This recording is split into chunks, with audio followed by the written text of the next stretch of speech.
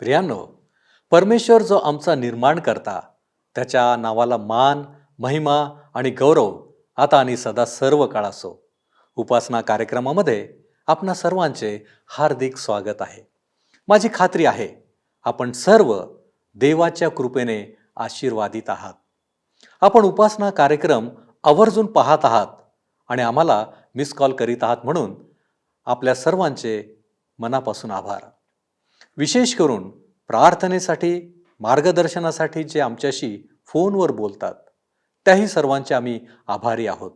असाच ऋणानुबंध सदैव असू द्या. परमेश्वर आपणास आशीर्वादित करो. प्रियांनो, आज आपण मत्तेकृत शुभवर्तमानात दुसऱ्या महत्त्वाच्या भागाकडे आलो आहोत. याआधी आपण प्रवचन या पहिल्या भागाकडे पाहिले आहे. आज आपण दृष्टांत किंवा दाखले हा भाग पाहणार आहोत. येशू आता लोकांबरोबर दाखल्यांच्या द्वारे बोलून स्वर्ग राज्याविषयी लोकांना सांगत आहे. आज आपण पेरणी करणाऱ्याचा दृष्टांत व त्याचे येशूने दिलेले स्पष्टीकरण पाहणार आहोत. दाखले किंवा दृष्टांतात रूपकात्मक गोष्टी सांगितलेल्या असतात. कदाचित आपणास सुरुवातीला हे समजणे कठीण वाटेल, परंतु प्रार्थनापूर्वक आणि विश्वासाने प्रत्येक दाखल्याचा अभ्यास करा. माझी खात्री आहे, सर्व गोष्टींचा उलगडा तुम्हाला नक्कीच होईल. तर मग चला प्रियांनो, आपण आजच्या अध्ययनाची सुरुवात करूया. श्रोत्यांनो, जर आपल्याजवळ नवीन करार आहे तर माझ्यासोबत उघडा मत्तेकृत शुभवर्तमान ह्याचा 13वा अध्याय. ह्यामध्ये स्वर्गाच्या राज्याविषयीचे दाखले आम्हाला राजा स्वतः येऊन स्वर्गाचे राज्य ह्या पृथ्वीवर स्थापित करण्यात येईपर्यंतची दिशा दाखवतात. इस्रायलांनी त्याचा धिक्कार केल्यानंतर आता तो स्वतः ह्या पृथ्वीवर येणार आहे आणि आपले राज्य स्थापित करणार आहे. मी आधीच सांगितल्याप्रमाणे मत्तेकृत शुभवर्तमान पवित्र शास्त्रातील प्रमुख शुभवर्तमान आहे. जुन्या व नव्या करारासाठी हा एक उघडा असा दरवाजा आहे.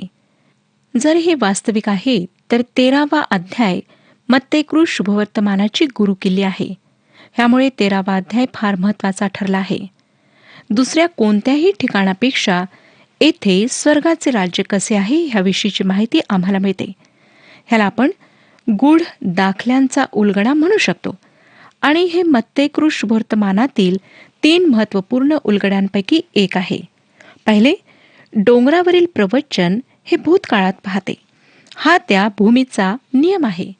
दुसरे, गूढ दाखल्यांचा वृत्तांत किंवा भाषण वर्तमान युगात स्वर्गाच्या राज्याची ह्या जगात काय स्थिती आहे हे प्रगट करते. तिसरे, जैतुनाच्या डोंगरावरील प्रवचन पुढे भविष्यात राजाचे परतणे व ह्या युगापलीकडच्या गोष्टी पाहते. मला आपणाला स्मरण करून देऊ द्या की आमचा प्रभू बप्तिस्मा करणाऱ्या योहानाच्या उपदेशाला सांगतो, पश्चाताप करा, कारण स्वर्गाचे राज्य जवळ आले आहे. आणि आमच्या प्रभूने राज्याचा नियम सांगितला, तो म्हणजे डोंगरावरील प्रवचन. नंतर त्याने आपले सामर्थ्य प्रगट केले, ज्यानंतर त्याने आपल्या शिष्यांना संदेश देऊन बाहेर पाठवले. ह्या संदेशाचा परिणाम धिक्कार होता. मी आपणाला मागच्या कार्यक्रमामध्ये सांगितले की कशा प्रकारे लोकांनी त्याला नाकारले, त्याचा धिक्कार केला. इस्रायलांनी त्यांच्या राजाला नाकारले म्हणून आमच्या प्रभूने ज्या ठिकाणी त्याने सामर्थ्य कार्य केलेत त्या गावावर आणि धार्मिक पुढाऱ्यांवर दोष लावला. जेव्हा त्यांनी चिन्हाची मागणी केली तेव्हा त्याने त्यांना योनाच्या चिन्हाशिवाय दुसरे चिन्ह देण्यात येणार नाही असे सांगितले. योना पुनरुत्थानाचे चिन्ह होता आणि ह्यानंतर थोड्याच काळात ते ख्रिस्तामध्ये पूर्ण होणार होते. शेवटी त्याने फार व्यक्तिगत आमंत्रण दिले, अहो कष्टी व भाराक्रांत जन हो, तुम्ही सर्व मजकडे या, मी तुम्हास विसावा देईन. आता श्रोत्यांनो, प्रश्न हा उद्भवतो की स्वर्गाच्या राज्याचे काय होईल? हे स्पष्ट आहे की तो त्याच्या प्रथम आगमनी ते पृथ्वीवर स्थापित करणार नाही. मग स्वर्गाच्या राज्याचे ह्या ख्रिस्ताच्या दुःख सहनाच्या गौरवाच्या मधातल्या काळी काय होईल? ह्या गूढ दाखल्यांच्या भाषणात प्रभू आमच्यासमोर स्वर्गाच्या राज्याची ह्या मधातल्या काळाची स्थिती 7 ते 8 दाखल्यांद्वारे ठेवतो. आम्ही या दाखल्यांना गूढ दाखले असे संबोधतो, कारण देवाच्या पवित्र वचनात गूढ असे आहे की काही काळापर्यंत ते गूढ राहते आणि नंतर ते उघड केल्या जाते. जुन्या करारात उघड करण्यात न आल्यामुळे ह्या व्याख्येप्रमाणे मंडळी एक गूढ आहे. ख्रिस्ताच्या मृत्यू व पुनरुत्थानानंतर हे प्रगट करण्यात आले. ख्रिस्ताच्या मृत्यू आणि पुनरुत्थानापर्यंत कोणतीच मंडळी स्थापित होऊ शकली नाही. इफिसकारासपत्र 5 अध्याय आणि 25 वचन सांगतं, ख्रिस्ताने मंडळीवर प्रीती केली आणि स्वतःच तिच्यासाठी समर्पण केले. हे लक्षात घेणे महत्वाचे आहे की स्वर्गाचे राज्य मंडळीशी समानतेत नाही व मंडळी स्वर्गाच्या राज्याशी समानतेत नाही. हे दाखले ख्रिस्ताला नाकारल्या जाणे आणि त्याचे ह्या पृथ्वीवर राजाच्या रूपात परत येणे ह्या दोघांमधील जी काळातील स्थिती होती ती प्रकट करतात. ह्या दाखल्यांच्याद्वारे तो ह्या दोहोंमधील संपूर्ण स्थिती आमच्यासमोर ठेवतो. मी ह्यांना फार महत्त्वपूर्ण समजते. येशूची प्रत्येक कृती फार मनोवेधक आहे. 13 अध्याय पहिली 2 वचने मी आपणाकरिता वाचत आहे. त्या दिवशी येशू घरातून निघून समुद्र किनाऱ्यापाशी जाऊन बसला. तेव्हा लोकांचे थवेच्या थवे त्याच्याजवळ जमले, म्हणून तो मचव्यात जाऊन बसला व सर्व लोक किनाऱ्यावर उभे राहिले. घर इस्रायलला दर्शविते व समुद्र परराष्ट्रांना दर्शविते. आमचा प्रभू राष्ट्राला सोडून आता जगाकडे वळत आहे. आता तो त्याच्या राज्याच्या रूपात वापस परतण्यापर्यंत ह्या जगात काय होईल ह्याविषयी बोलत आहे. त्याच्या ह्या कृतीमुळे त्याच्या पद्धतीत किती मोठा फरक झाला हे आम्हाला दिसते. मोठा लोक समुदाय त्याच्याकडे आला व तो मचव्यात जाऊन बसला, त्यांच्याशी बोलू लागला व सर्व लोक किनाऱ्यावर उभे राहिलेत. आता तो पेरणी करणाऱ्याचा दृष्टांत सांगत आहे. जरी श्रोत्यानो आमच्या प्रभूने ह्या अध्यायात अनेक दृष्टांत सांगितलेत तरी त्याने फक्त 2 दृष्टांतांचा उलगडा केला. पेरणी करणाऱ्याचा दृष्टांत, गहू व निधन. दुसऱ्या दाखल्यांना समजण्याकरिता ह्या दाखल्याचे स्पष्टीकरण मार्गदर्शक आहे. उदाहरणार्थ, पेरणी करणाऱ्याच्या दृष्टांतात पक्षी सैतानाचे प्रतिनिधित्व करतात आणि जेव्हा दुसऱ्या दाखल्यात तो पक्षी शब्द वापरतो तेव्हा हे स्पष्ट आहे की ते दाखले चांगल्या गोष्टींविषयी बोलत नाहीत. आम्हाला प्रभूने जे स्पष्टीकरण दिले ते समजून घेणे आवश्यक आहे. पेरणी करणाऱ्याचा दृष्टांत हा पहिला दृष्टांत आहे व तो सर्व दाखल्यांचा पाया मानायला काही हरकत नाही. 3 वचन पहा. मग त्याने त्यांना दाखल्यांनी पुष्कळ गोष्टी सांगितल्यात. तो म्हणाला, पहा, पेरणारा पेरणी कराव्यास निघाला. पेरणी करणारा मनुष्याचा पुत्र आहे आणि बी परमेश्वराचे वचन आहे. 4 ते 8 वचने आता मी आपणाकरिता वाचत आहे. मत्तेकृ शुभवर्तमान 13 अध्याय 4 ते 8 वचने. आणि तो पेरीत असता काही बी वाटेवर पडले व पाखरांनी येऊन ते खाऊन टाकले. काही खडकाळीवर पडले, तेथे त्यास फारशी माती नव्हती आणि माती खोल नसल्यामुळे ते लवकर उगवले. आणि सूर्यवर आला तेव्हा ते करपले व त्यास मूळ नव्हते म्हणून ते वाळून गेले. काही काटेरी झाडांमध्ये पडले, मग काटेरी झाडांनी वाढून त्याची वाढ खुंटविली. काही चांगल्या जमिनीत पडले, मग त्याचे कोठे 100 पट, कोठे 60 पट, तर कोठे 30 पट असे पिकाले. श्रोत्यांनो, बी पेरणे पॅलेस्टाईनमधले हे नेहमीचे दृश्य होते.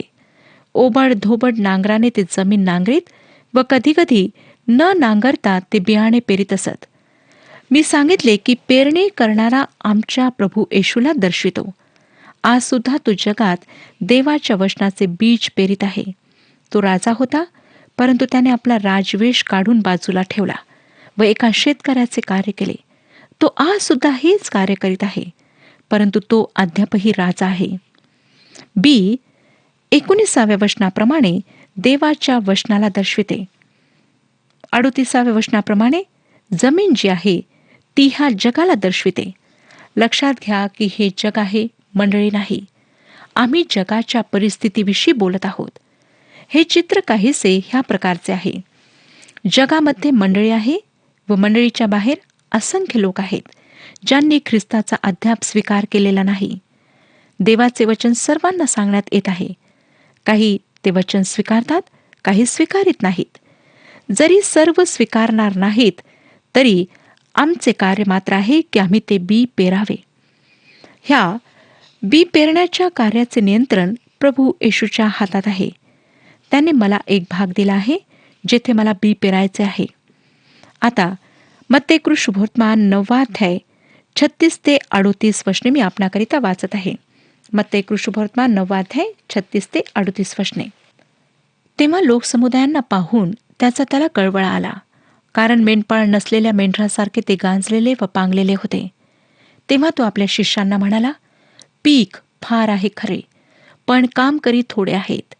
ह्यास्तव पिकाच्या धन्याने आपल्या कापणीस कामकरी पाठवून द्यावेत म्हणून त्याची प्रार्थना करा. श्रोत्यानो, हा उतारा येशू आपल्या शिष्यांना इस्रायलातील हरवलेल्या मेंढरांकडे पाठवितो त्याआधी येतो. नियमाचे युग आता समाप्तीकडे अग्रसर होत होते. बी पेरल्यानंतर कापणीचा हंगाम येतो. नियमाखाली जवळपास 1500 वर्षे बी पेरण्यात आले. नंतर पीक आले व एक नवीन युग, नवीन संकेत आलेत. एका युगाच्या समाप्तीला कापणीचा हंगाम येतो व दुसऱ्या युगाच्या सुरुवातीला बी पेरण्यात येते. परंतु मी ह्यावर जोर देऊ इच्छिते की युगाच्या समाप्तीला जे पीक येईल तो न्याय असणार आहे. दुसऱ्या दृष्टांतात त्याविषयी आपण पाहणार आहोत. तरी सुद्धा श्रोत्यानो, आमच्या दिवसात आम्हाला बी पेरण्याचे कार्य करायचे आहे. मला काही श्रोत्यांची पत्रे वाचून फार आनंद होतो जेव्हा ते लिहितात की त्यांनी परमेश्वराचे पवित्र वचन उपासना कार्यक्रमाच्या माध्यमाने ऐकले. काही 1 वर्षपर्यंत निरंतर ऐकतात. त्या बीला कोंब फुटते व त्या कोंबाचे मोठ्या झाडात रूपांतर होऊन ते झाड फळ देऊ लागते. ह्या जगात राहत असताना माझे कार्य बी पेरण्याचे आहे. आता बिया कोठे पडतात ते पहा. 4 प्रकारच्या जमिनीवर ह्या बिया पडतात आणि 3/4 बी वाढत नाही, ते मरून जाते. श्रोत्यानो, त्यामुळे त्या बियांमध्ये गडबडी आहे असे नाही. बियांमध्ये काहीच गडबडी नाही, परंतु समस्या जमिनीची आहे. जमिनीची स्थिती ही फार महत्वाची असते. ज्या जमिनीवर बी पडले त्या जमिनीच्या प्रकारासंबंधाने प्रभू येशूने दिलेले स्पष्टीकरण आपण आता पाहूया. 4थ्या वचनात सांगितलेले आहे की काही बी किनाऱ्यावर पडले, पक्षी आले आणि त्यांनी ते खाऊन टाकले. 19व्या वचनात तो आपल्या शिष्यांना ह्याचा अर्थ समजावून सांगत आहे. 13वा अध्याय 19वे वचन. कोणी राज्याचे वचन ऐकतो पण ते त्याला समजत नाही, तेव्हा तो दुष्ट येऊन त्याच्या अंतःकरणात पेरलेले ते हिरावून घेतो. वाटेवर पेरलेला तो हा आहे. पक्षी दुष्टाला दर्शवितात. किनाऱ्यावर पडलेले बी सैतान घेऊन जातो. आपण हे स्वतःच्या जीवनाला लागू करा. किनाऱ्याची जमीन त्या लोकांना दर्शविते जे वचन तर ऐकतात परंतु विश्वासाने नाही. वचन विश्वास मिश्रित नाही, आणि जर विश्वास आहे तर बुद्धिमत्तेवर आधारित जो फक्त डोके हलविण्यापर्यंत सीमित असतो. अशा लोकांसाठी ख्रिस्तीपण किनाऱ्याला असणे असते. हे अगदी थंड असतात. त्यांचे आत्मिक जीवन थंड असते. दुसऱ्या प्रकारचे लोक खडकाळ जमिनीद्वारे दर्शविण्यात आलेले आहेत. 13वा अध्याय 20 आणि 21 वचने पहा. खडकाळीवर पेरलेला तो हा आहे की तो वचन ऐकतो व ते तत्काळ आनंदाने ग्रहण करतो, परंतु त्यास मूळ नसल्या कारणाने तो थोडाच वेळ टिकतो, आणि वचनामुळे संकट आले किंवा छळ झाला म्हणजे तो लागलाच अडखतो. अशा प्रकारचे लोक पहिल्या समूहाच्या एकदम विरुद्ध आहेत. किनाऱ्यावरील जे बी आहे ते दुष्ट येऊन घेऊन जातो, परंतु ह्या समूहामध्ये देहदोषी आहे. हे थंड नसून भट्टीत असतात. उबदार, भावनाप्रधान, अश्रू ढाळणारे, लवकर विचलित होणारे असे ते लोक असतात. ते भावनावश होऊन सर्व काही करतात, पण वर्तुळात कधीच प्रवेश करीत नाहीत. विशेष सभांमध्ये ते फार उत्साह दाखवतात, धावपळ करतात आणि सभा संपल्यानंतर थंडे पडतात. एकदा श्रोत्यानो, मी रेल्वेच्या एका स्टेशनवर उभे होते. रेल्वे रुळावर एक कागदाचा तुकडा पडलेला होता. जशी आगगाडी तेथून गेली तेव्हा तो कागदाचा तुकडा वर उडाला व हवेत इकडे तिकडे थोडा वेळ उडत राहिला.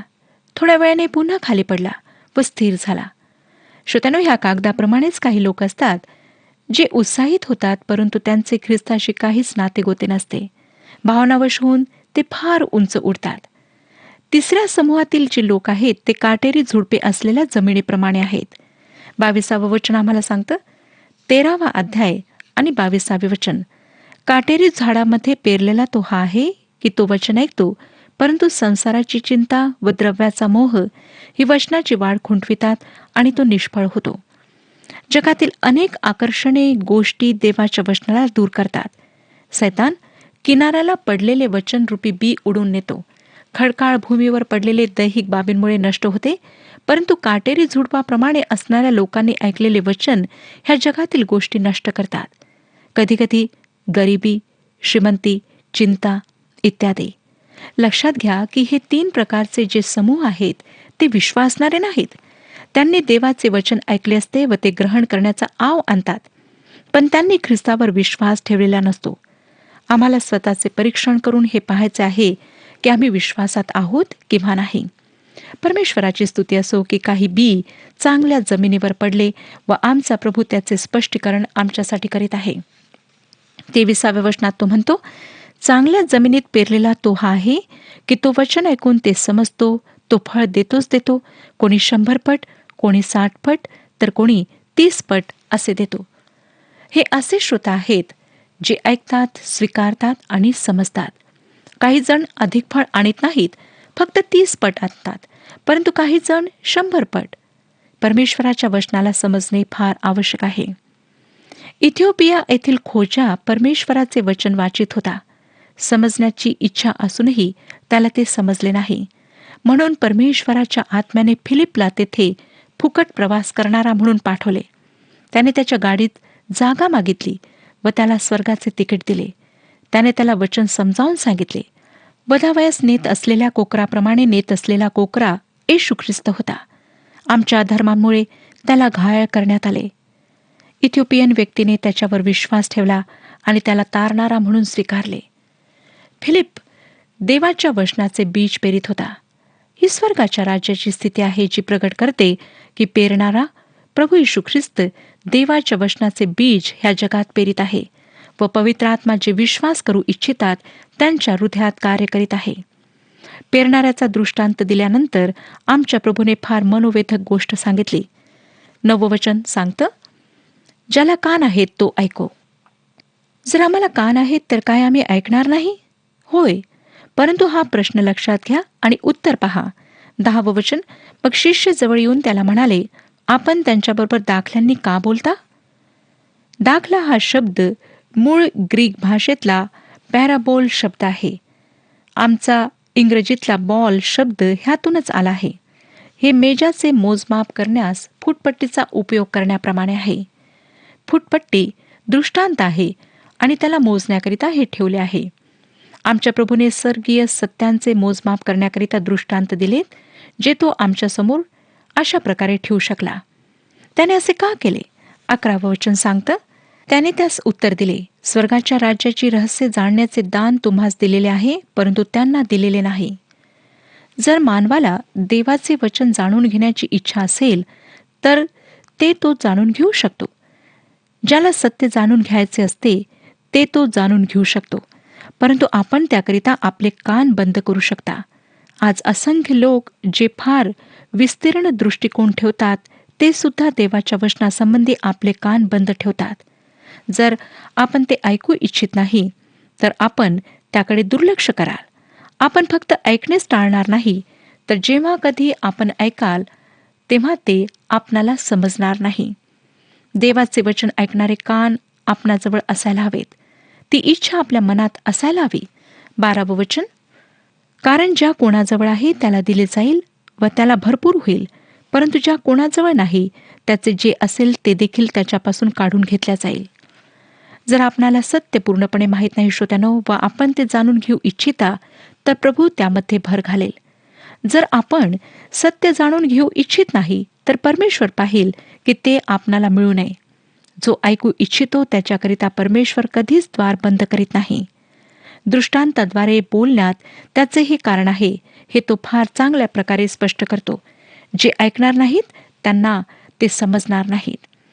प्रभू येशूने हे दृष्टांत अगदी साधारण गोष्टी ज्या लोकांच्या रोजच्या जीवनातील होत्या त्यातून घेतलेत. ज्या गोष्टी त्यांना माहीत होत्या, ते पाहू शकत होते, त्यातून त्याने महान सत्य त्यांच्यासमोर ठेवलेत. पेरणाऱ्याच्या दाखल्यामध्ये स्वर्गाच्या राज्याची स्थिती आम्हाला दिसते, ज्याद्वारे आम्हाला त्याचे ह्या वर्तमान स्थितीत पृथ्वीवरचे आधिपत्य दिसते, ज्यात तो स्वतःच्या लोकांना त्याच्या नामाकरिता बाहेर बोलावित आहे. परमेश्वर मंडळीच्याद्वारे आपला कार्यक्रम पूर्ण करीत आहे. मंडळी एक शरीर आहे जे खऱ्या विश्वासणाऱ्यांद्वारे बनले आहे. म्हणून श्रोत्यानो, आज ह्या जगात स्वर्गाच्या राज्याची स्थिती जेव्हा परमेश्वर ख्रिस्ताच्या तारणाच्या ज्ञानापर्यंत पोहोचवण्याचा कार्यक्रम अंमलात आणत आहे, तेव्हा कशी आहे हे आम्हाला दिसते. 13 पुढची वचने पहा. ह्यास्तव मी त्यांच्याबरोबर दाखल्यांनी बोलतो, कारण ते पाहत असता पाहत नाहीत आणि ऐकत असता ऐकत नाहीत व त्यांना समजतही नाही. यशाचा संदेश त्यांच्याविषयी पूर्ण होत आहे तो असा की तुम्ही ऐकाल तर खरे, परंतु तुम्हाला समजणारच नाही, व पाहाल तर खरे, परंतु तुम्हालाच दिसणारच नाही. कारण ह्या लोकांचे अंतःकरण जड झाले आहे. ते कानाने मंद ऐकतात आणि त्यांनी आपली डोळे मिटून घेतले आहेत, ह्यासाठी की त्यांनी डोळ्यांनी पाहू नये, कानांनी ऐकू नये, अंतःकरणाने समजू नये, वळू नये, मी त्यांना बरे करू नये. पण धन्य तुमचे डोळे, कारण ते पाहत आहेत, आणि तुमचे कान, कारण ते ऐकत आहेत. मी तुम्हास खचित सांगतो की तुम्ही जे पाहत आहात ते पाहावयास पुष्कळ संदेष्टे व नीतिमान जन उत्कंठित होते, तरी त्यांना पाहण्यास मिळाले नाही. आणि तुम्ही जे ऐकता ते ऐकावयास ते उत्कंठित होते, तरी त्यांना ऐकण्यास मिळाले नाही. श्रोत्यानो, आज परमेश्वराने आम्हाला संधी दिली आहे की आम्ही परमेश्वराचे शुभवर्तमान ऐकावे, ही वचने ऐकून त्यांना आपल्या जीवनात लागू करावे आणि सत्य जाणून घ्यावे. तारण काय आहे, तारण कोणापासून आहे हे आम्ही जाणून घ्यावे. तर ही संधी गमावू नका. प्रभू येशू ख्रिस्ताजवळ या, त्याच्यावर विश्वास ठेवा आणि त्याला आपला तारणारा म्हणून स्वीकारा. परमेश्वर ह्या विषयात आपले मार्गदर्शन करू आणि आपणाला आशीर्वाद देऊ. प्रियानो, देवाचे वचन याकोब 1:5 मध्ये असे म्हणते, जर तुमच्यापैकी कोणी ज्ञानाने उणा असेल तर त्याने ते देवाजवळ मागावे, म्हणजे ते त्याला मिळेल, कारण तो कोणास दोष न लावता सर्वांना उदारपणे देणग्या देतो. होय प्रियानो, देवाचे वचन नीट समजण्याकरिता आम्हाला ज्ञान असणे आवश्यक आहे, आणि हे ज्ञान स्वतः परमेश्वर देव देतो. आज आपण जो दाखल्यांचा विभाग पाहत आहोत, त्यासाठीच आम्हाला या वरील ज्ञानाची आवश्यकता आहे, आणि खात्री आहे देव पुरवठा करणारा आहे. तो आम्हाला शिकवतो. पण दाखला समजला नसेल तर त्यास वारंवार वाचा, प्रभूकडे विनंती करा, तो तुम्हाला शिकवेल. प्रभूचे वचन आहे, मागा म्हणजे तुम्हास मिळेल. चला प्रियानो, प्रभूच्या चरणांपाशी जाऊ आणि त्याला विनंती करू. आपण प्रार्थना करू. स्वर्ग राज्याची रहस्य आमच्या समोर ठेवणाऱ्या आमच्या प्रेमळ परमेश्वर देव बापा, धन्यवाद देतो, तुझी स्तुती करतो. तुझी वचनं त्यांच्याद्वारे तू आमच्याशी बोलत आहेस. प्रभूजी, आज आम्ही नवीन विभागामध्ये आलेलो आहोत, दाखले किंवा दृष्टांत. प्रभूजी, कदाचित या गोष्टी आम्हाला कळणं कठीण असं आहे, परंतु बापा, तू आम्हाला ज्ञान देणारा आमचं जिवंत देव आहेस, आणि ज्या ज्या वेळेस आम्ही तुझ्याकडे ते मागतो त्यावेळेस ते तू आम्हाला देतोसच. या तुझ्या वचनांवरती आमचा विश्वास आहे. आणि म्हणून प्रभूजी, उपासना कार्यक्रम पाहणाऱ्या प्रत्येक दर्शकाला तू स्पर्श कर. तुझ्या स्वर्गीय ज्ञानाने त्यांना तू भर. तुझी वचनं त्यांना समजू दे, आणि वचनांच्या द्वारे आचरण करण्यासाठी त्यांचे प्रत्येक मार्ग तू मोकळे कर. आणि म्हणून प्रभूजी, आम्ही त्यांना तुझ्या हाती सोपवित आहोत. या विनंत्या, या मागण्या धन्य तारक प्रभू येशू ख्रिस्त याच्या द्वारे करतो, म्हणून तू ऐक. आमेन. स्वर्ग राज्याची रहस्य जाणा आणि योग्य फळ देण्यास सदैव सिद्ध असा. प्रभू तुम्हा बरोबर असो.